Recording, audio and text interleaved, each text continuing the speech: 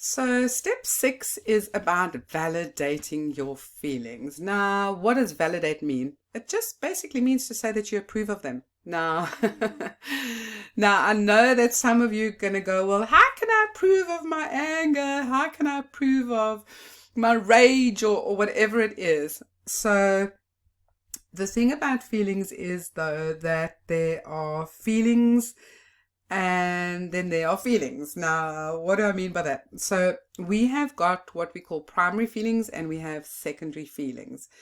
And remember when I said that all feelings are okay? So, that means that you approve of your feelings, because when you understand that I just spoke about where you have those uncomfortable feelings and how important they are, because they're those little bubbles of messages that come to you and say, this is what's wrong in your life.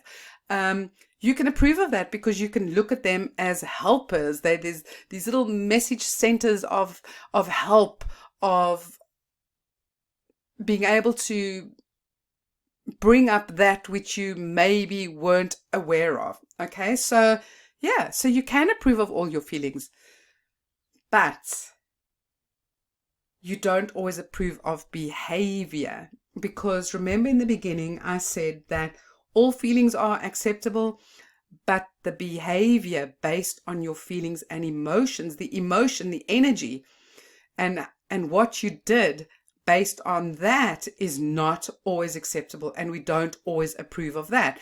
Because if you were angry and you were feeling bad and you kicked the dog, or you hit your child, or you hit your partner, or you punched somebody in the face, or you cut yourself, or you did anything that hurts and harms yourself or somebody else, that is not okay. We don't approve of that, because it's your actions and behavior that are more important. But your feelings and emotions, you can approve of all of them, because when you understand why you have them, you know how to change your actions and behavior. It really is as simple as that. So when you're working with other people and when you're working with children, it's a case of saying to them, when a child is feeling angry or stressed or whatever, it's where you say to them, it's okay to feel angry.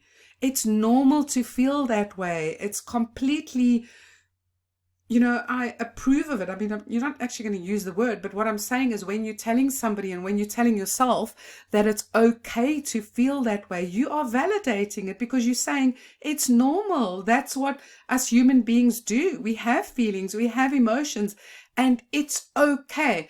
And you know what happens when you validate your feelings or somebody else's? It's incredible. It makes people feel at peace, and it stops them from acting out. It stops them from behaving in a certain way. It's when you resist that where you find that your behavior becomes erratic, or you behave in a way that's not acceptable. So, for instance, if you're not feeling important, significant, listened to, heard, whatever it is, that is going to make you feel really angry and maybe even escalate to rage, because you can't understand why you don't feel important or significant, and that's going to make you feel angry. But when you say to yourself, you know what, I don't feel important, I feel insignificant, you can go, okay, why is that? What can we do to change that? What action can I change, or what action can I take, should I say, to change that? But when you don't acknowledge that, when you don't validate that feeling, that is what makes you act out. That is what makes other people act out. You know that they discovered that people who are in gangs are in those gangs because they want to feel significant. They want to feel important. And the quickest way to feel significant and to feel important is through violence. How sad is that? How crazy is that? Because 90% of the human race, maybe more than 90% of the human race, doesn't feel important and doesn't feel significant.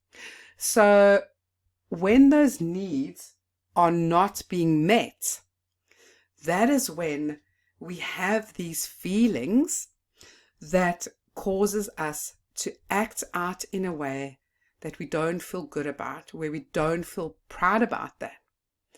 So when it comes down to, or comes back to, validating your feelings, make sure that you validate it, stop and think about it, and have a little look and see which of those needs are not being met. So when you have that uncomfortable feeling, that's always an indication of a need that's not being met. When you act out in a certain way, it's usually because there's a need that's not being met.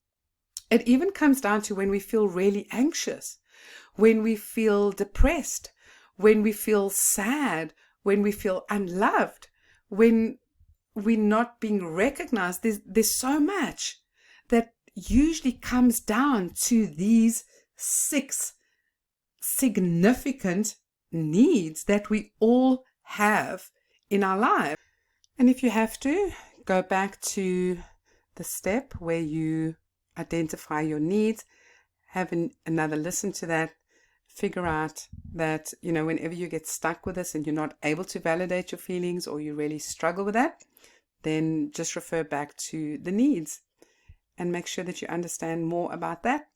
And once again, make sure that you do the activity before you come back and start with step number 7.